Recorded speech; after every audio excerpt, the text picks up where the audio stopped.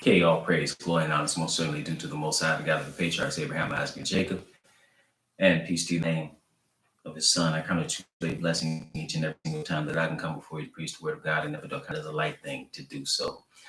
Today, I want to answer a question that was put forth, and that's was just full disclosure. At first, I thought it was somebody, perhaps maybe they were trolling, but it's a legitimate question that they have, or from their perspective, which is what is a Black Hebrew Israelite?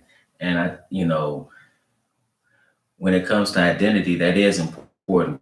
When people say that, what do they mean? Some people say it in a sense of as an epithet, or it's just some religious faction or fanatics. When in actuality, it's a broad scope of beliefs with people who are Black, or what we consider to be Black, who claim to be of Semitic descent, and who claim to be the chosen people. Okay, so and the Black is put on it now because what has happened is another people who will not be considered Black have taken upon the identity of these people. And so, because the question one could ask is, what is a Jew? Okay, you ask that question. You ask the question was Moses a Jew? You know, a lot of people believe Moses was a Jew. Moses was not a Jew. Okay, or Yehudi or Judean, because you could be a Jew by two ways. You're the tribe of Judah. Sometimes you see like an example of Paul, who said he was a Jew, but he was of Judah in the sense, because when the kingdom was split many years prior, geographically he belonged to that southern kingdom, which consisted of Judah and Benjamin. He technically was a Benjamite, so Paul wasn't technically a Jew. Okay, he was of the tribe of Benjamin. Now, some would say a Jew is one who practiced, peace to you, brother Isaiah. Some would say that a Jew is one that practices Judaism. Well, you have the faith, and then you have those who were converted to some form of that faith, and what has morphed into today called Judaism. But understand, in the Israelite, there were 12 tribes. Okay. Like I said, Moses wasn't a Jew. He was a Levite. So when people talk about what is a Jew, a lot of confusion, because there's been identity that has been taken from one people to the next. If I give you another example, it's like saying, if you said, who are the Egyptians today? Okay, the Egyptians today that inhabit Egypt are not the Egyptians who were there originally. Or another example, if you said the Babylonians, even in Nebuchadnezzar's day, were different people from the Babylonians of old, even prior to that. So it is with one who's saying who is an Israelite today. So the question that was put forth in the comments was, what is a Black Hebrew Israelite? Again, some say that's a fanatical group of religious fanatics, but in essence, I'm gonna break down each word. Okay, so and it applies to one particular people, and let's go to Genesis the 11th chapter and look at that word Hebrew. Genesis the 11th chapter. I want to pick it up at verse 10. It says, these are the generations of Shem. Shem was 100 years old and begat Arphaxad 2 years after the flood. Okay, so Shem, Ham, and Japheth. These are the three sons of Noah. And Shem, that's where people get the word Semitic from. So to be Semitic means you are from Shem, and many people are from Shem. Okay, so for example, the true Arabs are from Shem. They are Semitic. Okay, so it is the Hebrews. Let's pick it up at let's skip down a little bit. Let's go to verse 26. It says, and Terah. Well, actually, let's go excuse me, not 26. It's before we get there. Let's go to verse 16, because here we see this. From 10 on, we're going to run into the ancestry of Abraham, and Abraham is significant. Okay, he's very significant because he's ultimately the nation of Israel came out of him. Again, that's why he's called God's called God of Abraham, Isaac, and Jacob. Okay. Jacob's name was changed to Israel. Okay. So it says in verse 16, and Eber lived 430 years and begat Peleg. Okay. Eber. Okay. We'll keep reading because that name is significant. And then it says in verse 26, and Terah lived 70 years and begat Abram, whose name was changed to Abraham. Okay, so exalted father to Abraham, the father of many nations. Now these are the generations of Terah. Terah begat Abram, Nahor, and Haran begat Lot. And Haran died before his father Terah in the land of his nativity, in Ur of the Chaldees. Okay, now that's also significant. Ur of the Chaldees, where is that? That is southern Babylonia. Okay,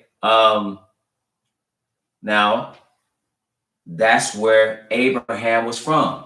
Okay, that's what would be called Mesopotamia. We think of southern Iraq. When we think of that place, we don't think of black people, but we should. So the place where Abraham was from, the people that founded that area, these were black people. I'm gonna read something from the Study of African Classical Civilizations by Runoko Rushidi. On page 69, it says the founders of the first Mesopotamian civilization were black Sumerians. Okay, the place Sumer. Mesopotamia was the biblical land of Shinar or Sumer. The Sumerians left no doubt to how they viewed themselves racially. The Sumerians called themselves Giga, the black-headed people. Okay, so now I'm gonna read something else from Prehistoric Nations by John D. Baldwin. Page 192, it says the early colonists of Babylonia were of the same race as the inhabitants of the Upper Nile. Think about the Upper Nile. You talking about black people. Okay. You're talking about black people here. So the place where he came from was a black area. Okay. Now let's go to let's go to Genesis the 12th chapter, because this one who came from this area of black people, he was told to do something. It says, now the Lord said unto Abram, get thee out of thy country. So come out of that place. He told him in one place, walk before me and be thou perfect. He says, and from thy country and from thy father's house unto a land that I will show thee. And I will make thee a great nation, and I will bless thee and make thy name great, and thou shalt be a blessing. And I will bless them that bless thee, and curse thee that curseth thee. And in thee shall all the families of the earth be blessed. So now this land was a land of Canaan. Canaan, where did Canaan come from? Canaan, we understand, was of Ham. Okay, and Ham was the progenitor of the darker race, or the African nation, not the Negroes, though. But that's what the Zondervan Pictorial Bible Dictionary tells us. So there you had black people, okay? The land of Ham. So all black people are not from Ham as is falsely taught.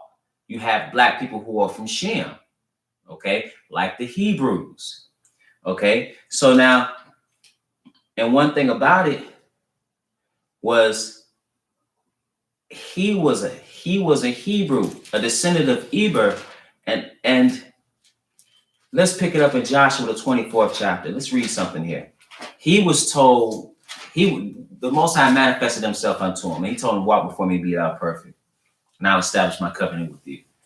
Joshua, the 24th chapter. Listen to what Joshua says. He says, now therefore fear the Lord, in verse 14, Joshua 24:14. Now therefore fear the Lord and serve him in sincerity and in truth. And put away the gods which your father served on the other side of the flood and in Egypt, and serve you the Lord. So now this is after the mighty deliverance from Egypt. Okay, and they're ready to go. They're ready to, occupy this promised land, and he charges the people. Okay, so now one thing about it is he says, put away those false gods that you served on the other side of the flood.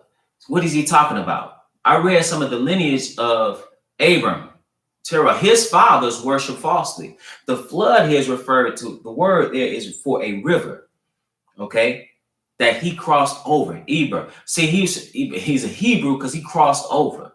He is from a land, a region beyond. He went from one place to the next, okay? So he's referred to as a Hebrew.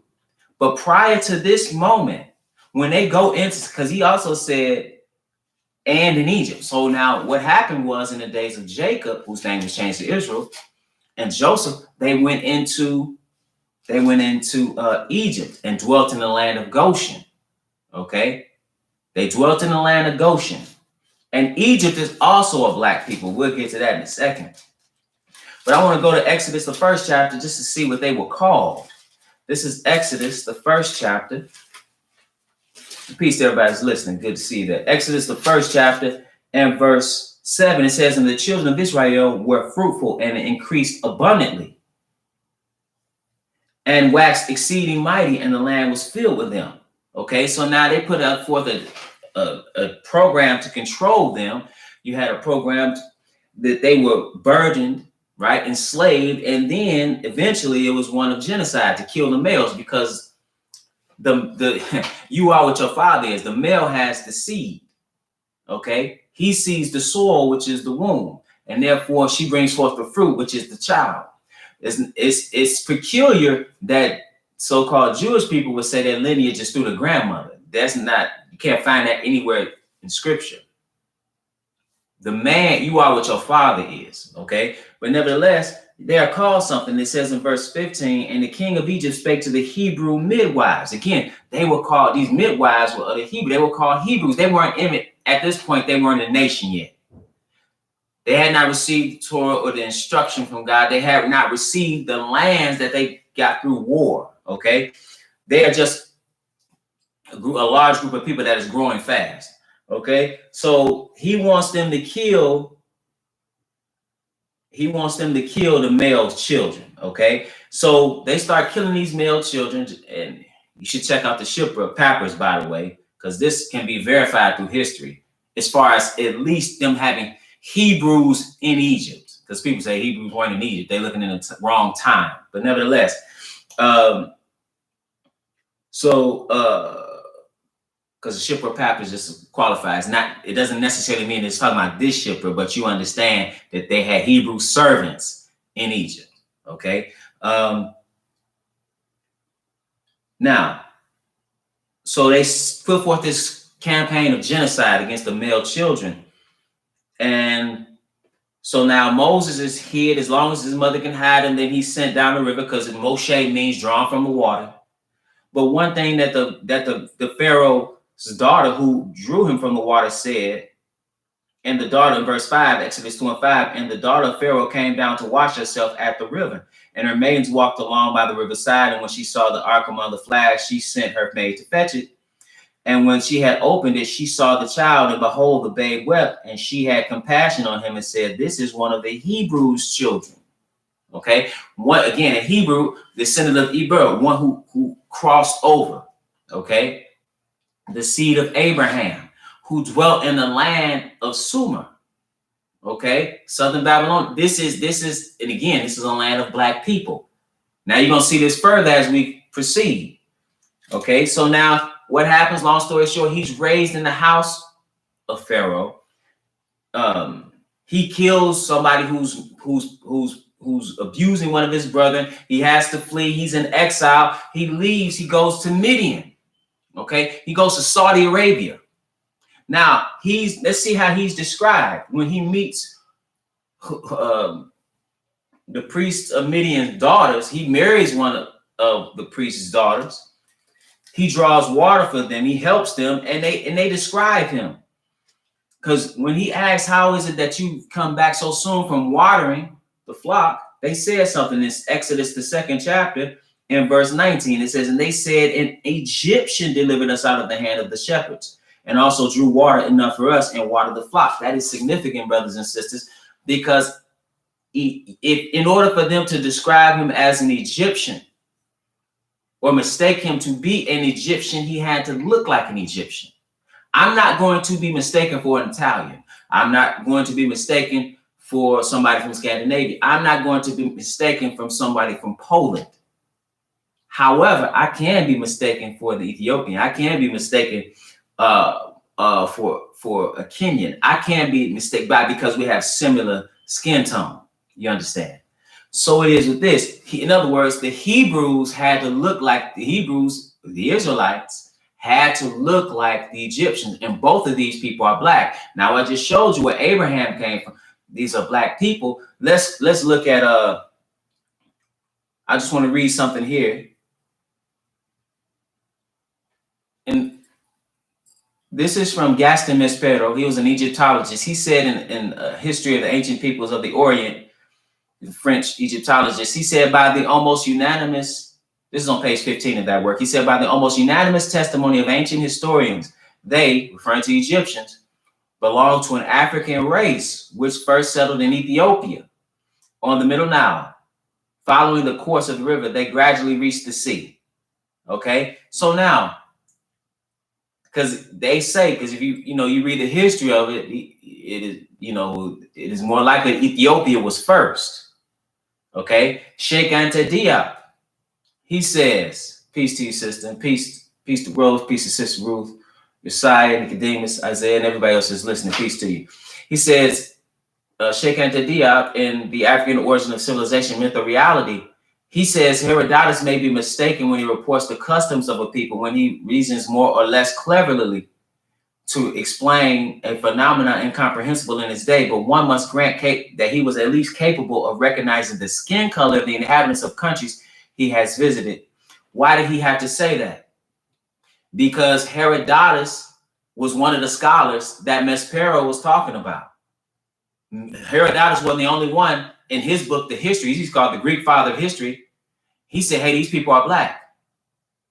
He said in the histories that they are black colored by reason of the burning heat. He said Egyptians, Ethiopians, and Libyans. That's what he was referring to in the histories. That was in 484. He was from around 484 to 425 BC. He said that. Other scholars said that the Greeks, just a side note, used to go into Egypt, into the mystery schools and study. This is where you get advanced mathematics and philosophy from. They would wait and go into, and that's on record. That's just a side note. So Diop is just saying, hey, he may have been mistaken when he goes into these places and talks about a custom, but he's not mistaken when he's saying the color of the people. So the ancient Egyptians were black. Okay, if you look up the archaeology, you can tell that some of it's being defaced and different things. But like if you look at the original sketchings of the Sphinx, obviously it's somebody of African descent. It's not a question. Let's go back to Genesis. Genesis, the 42nd chapter, because Moses was not the only Israelite. Moses was a Levite, Levi was one of the 12 tribes of Israel. Joseph, who was a patriarch, let's see what happened with him. Genesis, the 12th chapter and Genesis, the 42nd chapter and verse 6, it says, and Joseph was the governor over the land. Joseph was sold into Egypt sold into slavery by his brothers. He was taken into Egypt as a slave. He rose to pride. He was a slave. He was a wise servant. He was set up, falsely accused, imprisoned. Then while in prison, interpreted some dreams. Pharaoh had a dream that was troubling him, so he came and interpreted the dream for Pharaoh. He rose to prominence so that they could avoid the famine, ultimately, so that Israel could be saved. So he said in verse 6, and Joseph was the governor over the land, and it was that sold to all the people of the land. And Joseph's brethren came and bowed down themselves before him with their faces to the earth. And Joseph saw his brethren, or his brothers, and he knew them, but made himself strange unto them and spake roughly unto them. And he said unto them, whence come ye? And they said, from the land of Canaan to buy food. So now it says in Joseph in verse 8, and Joseph knew his brethren, but they knew him not. Why is it that you can't recognize your own brother? Number one, first and foremost, whoever the people he was amongst, they had to look like him. See, if Joseph looked like these false depictions that they have today, or if he looked white, there's no way they wouldn't be able to. That's Joseph. No, but if it's many years, if they just all the same color, if it's many years, you're not expecting him to have risen to prominence like that, right? If he's speaking through an interpreter, or if he's speaking in the Egyptian language to them, if he's has some type of Egyptian garb, it's been years of separation. Absolutely, you cannot recognize him. It's possible not to recognize him. So he had. So they what does that tell us? That they are black. Okay, they are black. You know, he said, "I'm black but calmly." You read in Lamentations, where our skin was made black by the famine. You see, Israel is a black people. There's no, the Bible's telling you that. The Bible's telling you that. Jesus, the Messiah, when you read in Revelation 1, he had hair texture of lamb's white as like lamb's wool, and his feet like burned brass. Okay? These are black people. Also, let's consider this, still dealing with Joseph in Genesis, the 41st chapter. Consider this in verse 45, because when Joseph rises to prominence, something takes place that people often miss. It says, and Pharaoh called Joseph's name Zaphnath-Paneah, and he gave him to wife Asenath, a daughter of Potiphar, priest of On, and Joseph went out over all the land of Egypt. Now, why is that significant? Because he received an Egyptian wife. So now Joseph received an Egyptian wife. Joseph had 2 children. Joseph had Ephraim and Manasseh. So Joseph had an Egyptian wife. These are black people. You understand? She wasn't an Israelite, but she was black. Okay? Just like Moses took in Ethiopia, one of his wives was Ethiopian. Okay? These are people of color. These are not white people. Okay? Let's go to so now let's see. Matter of fact, let's go to another place. This is Acts. So we should understand where the word Hebrews comes from, descendants of Eber, ones who crossed over. We know the Israelites, these people that crossed over. Let's before I go there, maybe I should read this to you.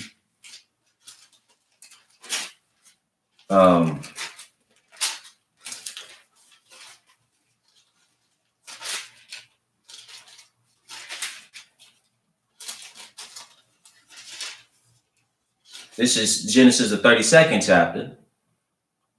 And this is when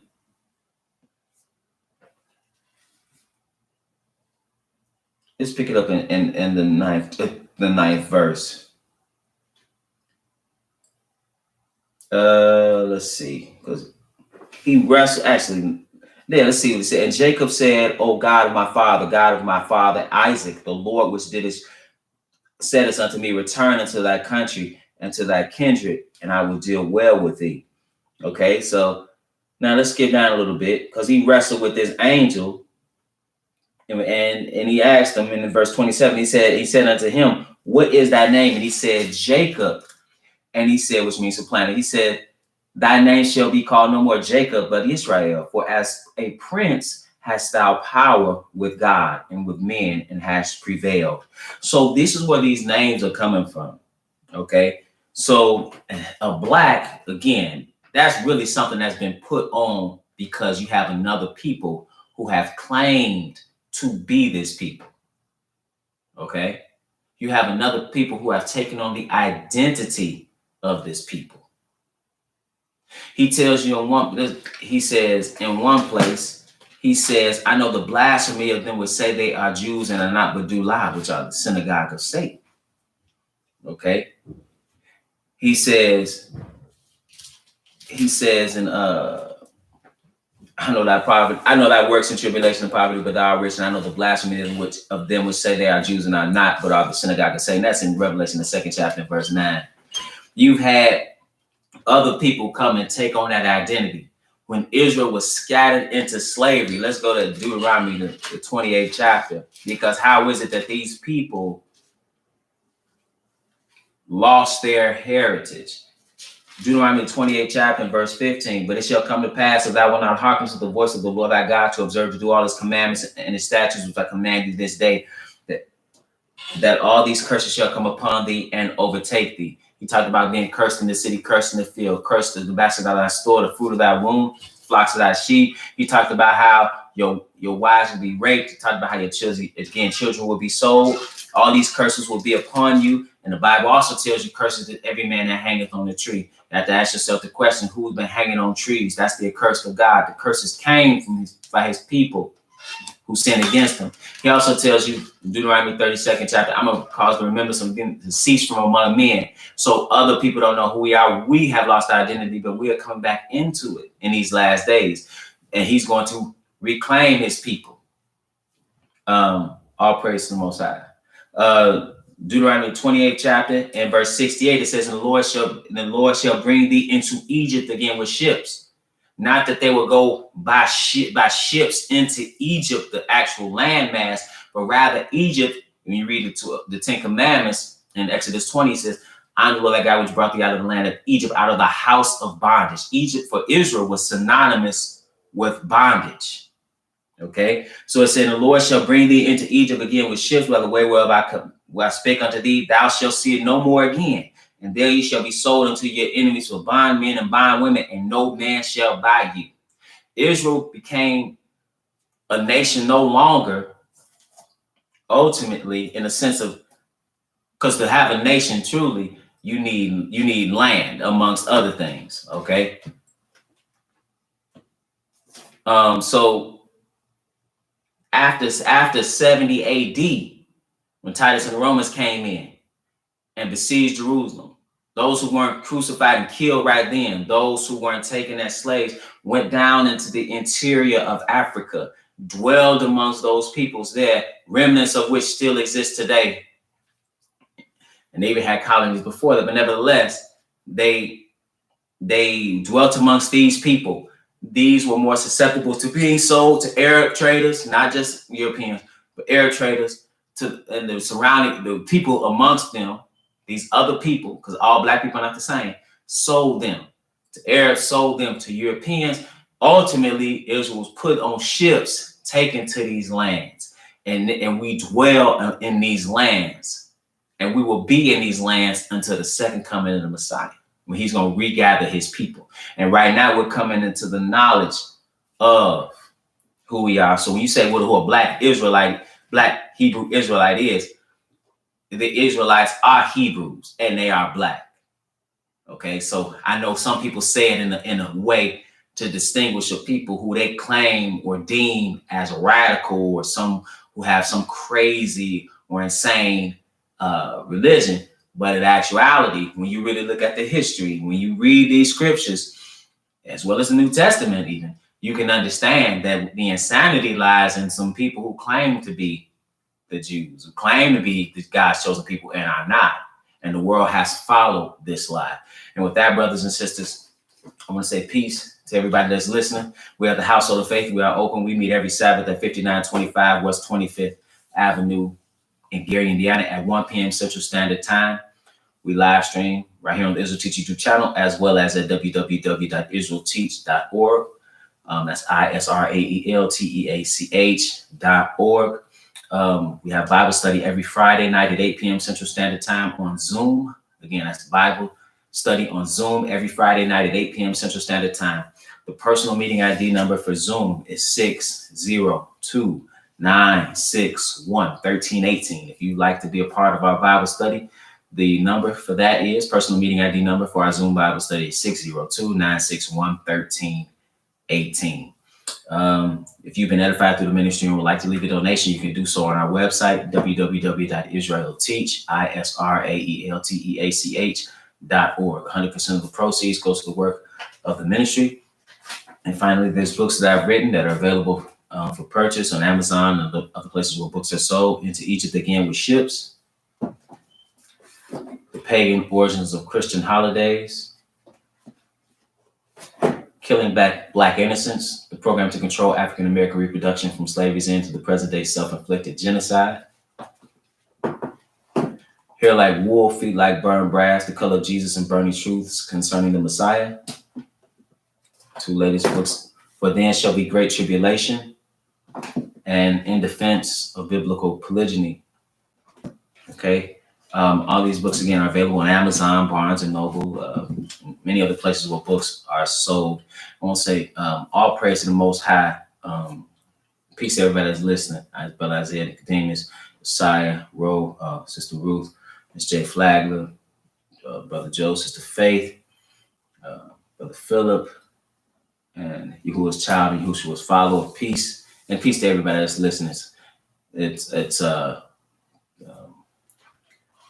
Most High who deserves credit for any edification. And it's always my prayer that you will edify.